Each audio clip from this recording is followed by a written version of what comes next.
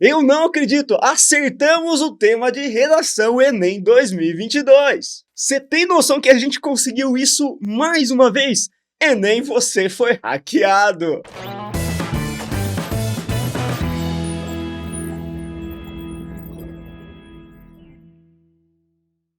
Fala, gente linda, beleza? Japa da redação aqui, trazendo o conteúdo mais recente da realização do Enem 2022, que aconteceu neste domingo, e eu gravo este vídeo com muita satisfação um dia depois, na segunda-feira. E por que essa satisfação toda, professor? Porque nós da Corrige-me conseguimos aí descobrir, hackear o tema de redação, e acertamos. Só para provar para vocês que tudo isso é verdade, editor, sobe para mim algumas imagens do trabalho que a gente teve aqui no nosso canal no YouTube, assim como também nas redes sociais, falando sobre essa abordagem temática. Veja aí que na nossa maratona Enem realizada na última semana, na última aula, quinta aula, nós falamos justamente sobre o quê? Sobre a obra Torto Arado, do Itamar Vieira Júnior, uma imagenzinha que vocês podem ver para comprovar esse conteúdo. E nessa aula nós abordamos o quê? O conteúdo de uma obra Torto Arado, que fala justamente da situação dos povos quilombolas no interior da Bahia e que você poderia ter utilizado tranquilamente como repertório sociocultural produtivo. Olha que bacana! E os quilombolas são o quê?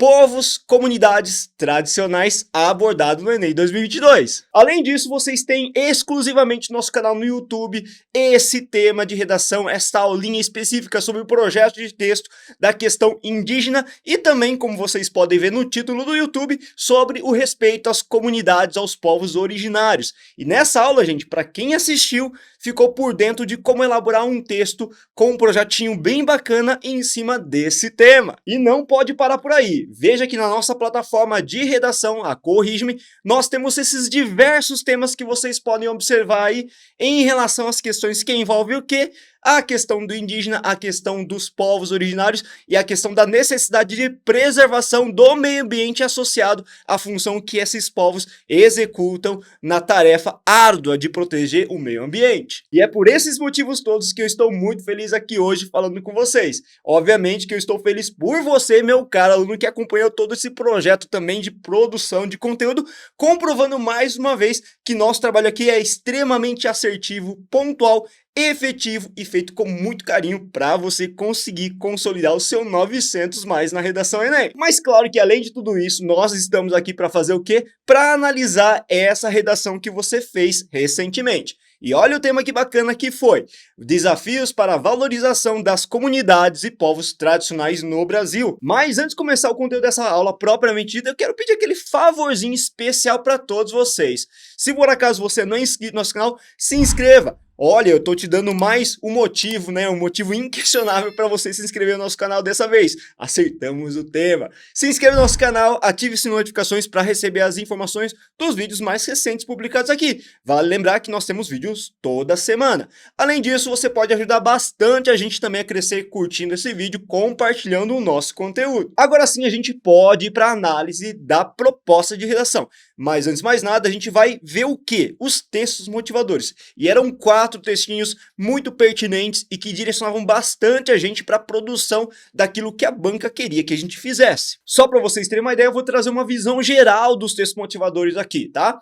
E o texto número 1 falava especificamente sobre o conceito de povos originários. Dizia que esses povos tradicionais têm uma relação de reciprocidade com a natureza, isso é muito importante, e se responsabilizam por cuidar dela. Ou seja, não trabalham com a extração excessiva dado pelo mercado, pelo interesse financeiro, e vivem harmonicamente com a natureza, com aquilo que eles dispõem a proporcionar.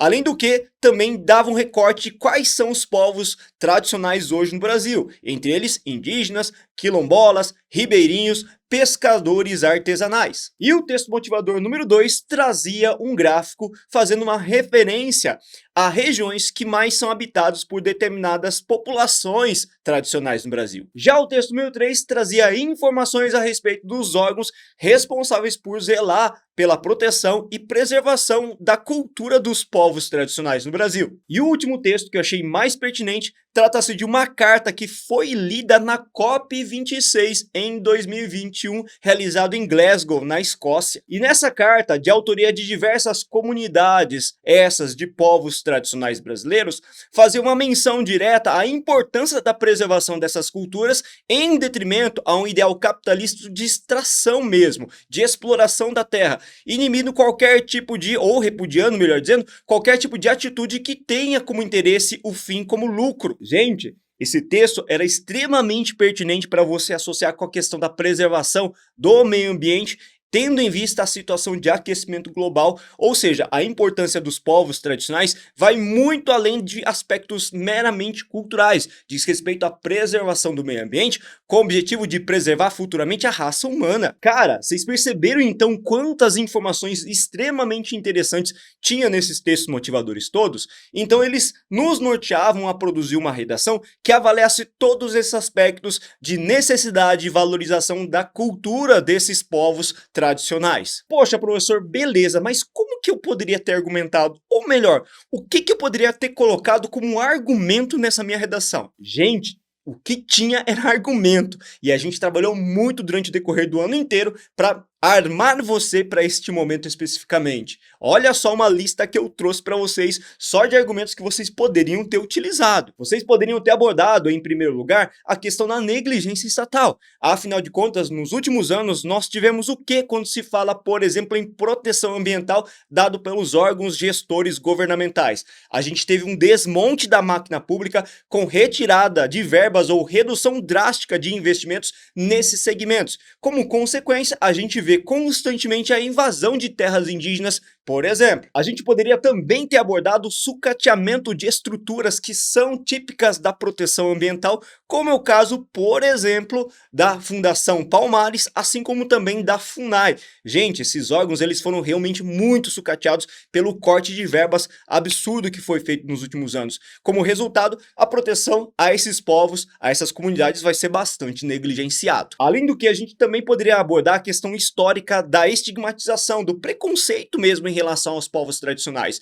Veja que durante o decorrer de muitos anos, culturalmente, a gente foi fazendo o quê? Estigmatizando pelo preconceito essas comunidades tidas como preguiçosas, como marginais, como pouco produtivas. Por quê? Porque nós somos constantemente bombardeados com aquela ideia capital de que apenas quem produz dinheiro é que é realmente produtivo e valoroso na nossa sociedade, quando na verdade isso não deveria ser interpretado desta forma, levando à desvalorização, estigmatização e preconceito desses povos. Vale lembrar ainda que associado a tudo isso nós temos o crescente extrativismo nessas regiões, com a invasão em terras indígenas, com mineração ilegal, garimpo ilegal, depredando, destruindo essas regiões. Afinal de contas, também nós temos uma situação de negligência do Estado, como a gente havia falado, no controle dessas questões de fronteiras relativas a terras demarcadas já. E claro, a gente não pode esquecer da questão educacional. Afinal de contas, tudo perpassa pela educação. Uma vez que nós não temos uma educação voltada para a instrução, para a valorização da cultura dos povos tradicionais,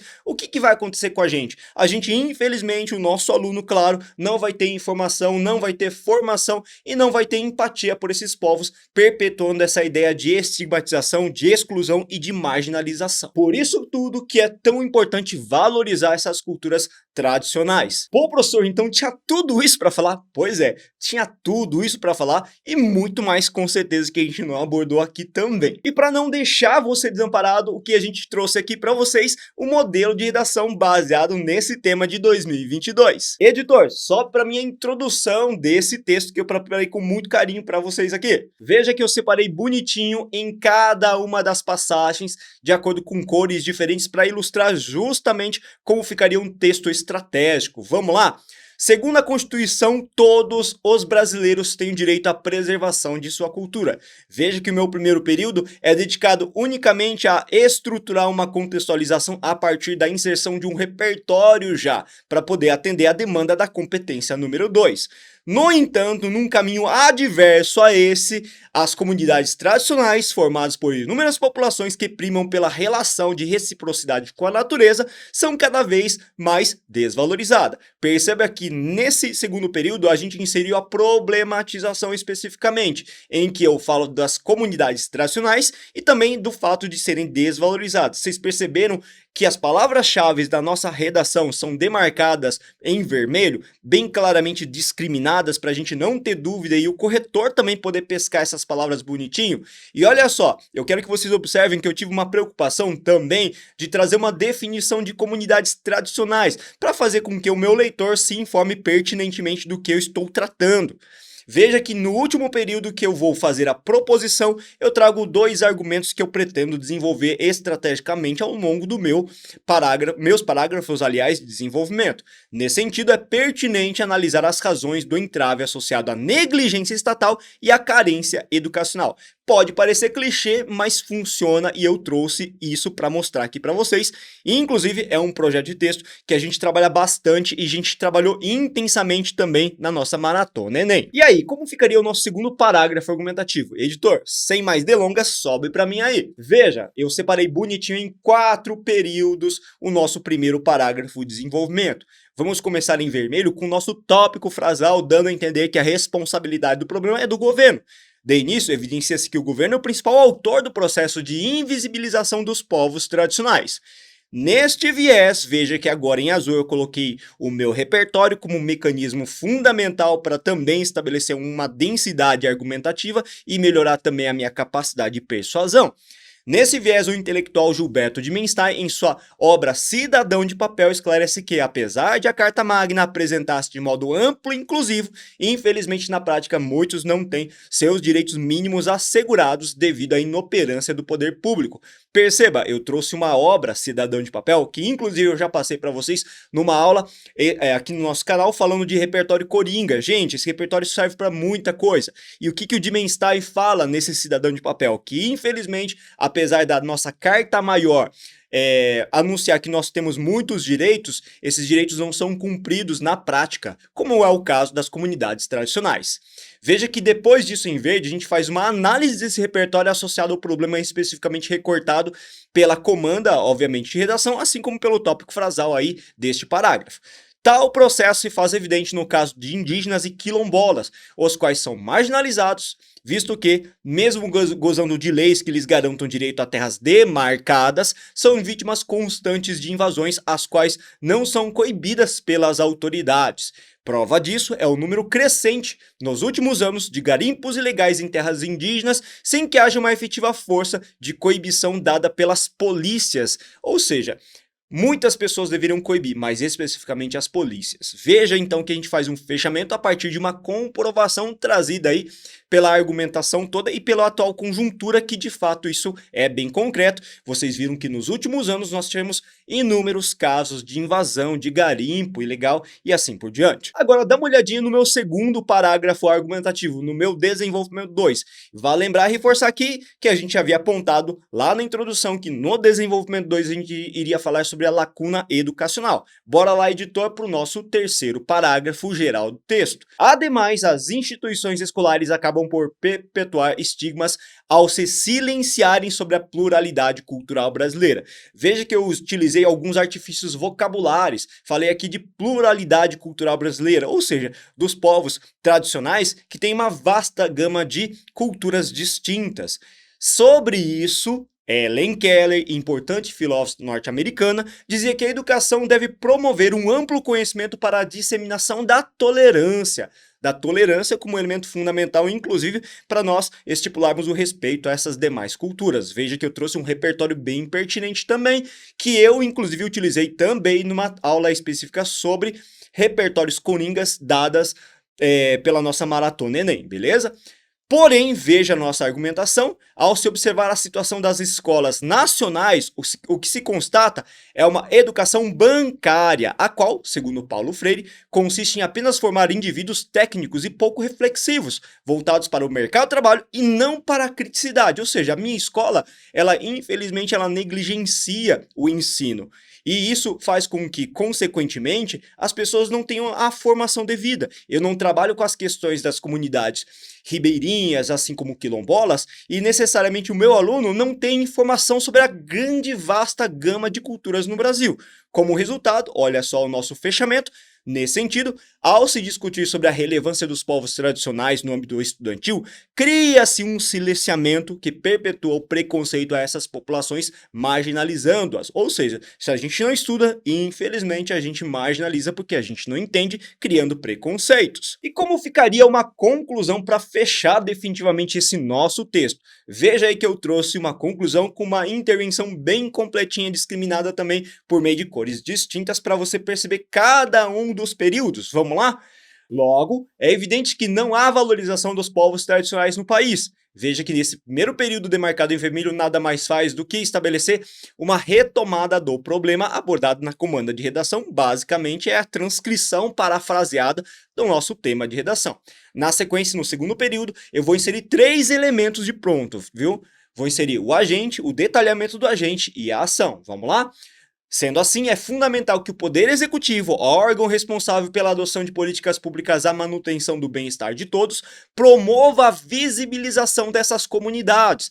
Perceba o que a gente colocou? A gente colocou o agente, o detalhamento e a ação propriamente. E na sequência, em verde, a gente vai só inserir o meio e modo. E isso deve ser feito a partir da instituição na grade curricular de diversas matrizes culturais que representam a diversidade brasileira, assim como por meio de uma atualização dos docentes sobre o assunto. Ou seja, a gente tem que melhorar a instituição escolar. Essa mudança na grade curricular vai fazer com que haja o estudo mais assertivo dessas várias comunidades, assim como também é preciso uma atualização do conhecimento dos docentes, porque os professores, se não souberem nada, eles também não podem trabalhar com esse conteúdo, certo? Veja que no último período, em preto, a gente colocou o efeito que a gente espera obter, mais o fechamento propriamente do texto com a retomada do repertório utilizado inicialmente lá na introdução. Assim, a longo prazo, finalmente os povos tradicionais serão reconhecidos e a Constituição perpetuar-se-á, olha que bonitinho, na ratificação, que é a confirmação da dignidade de todos. Deu para perceber que no finalzinho a gente faz um fechamento, então, recuperando a nossa introdução, formando uma dissertação cíclica. Olha que interessante fazer isso, que é o que o Enem adora que você faça, inclusive, beleza? Gente linda, chegamos aí ao final desta análise desse tema de redação Enem 2022. Você gostou desse tema? O que você achou? Eu particularmente adorei esse tema, achei extremamente pertinente, até porque a gente acertou o tema, nem acredito que a gente acertou, enfim. Deixa nos comentários aqui e também deixa nos comentários o quê? Se as nossas aulas te ajudaram a conseguir realizar essa redação com eficiência. Isso é muito importante porque é parte do nosso trabalho, trabalhar com qualidade fundamentalmente para fazer com que você consiga conquistar os seus sonhos e fazer deste Enem o seu último. Valeu, gente linda! Não se esqueça de curtir, compartilhar este conteúdo e sempre que possível divulgar para muita gente. Muito obrigado mesmo, até a próxima aula e bons estudos!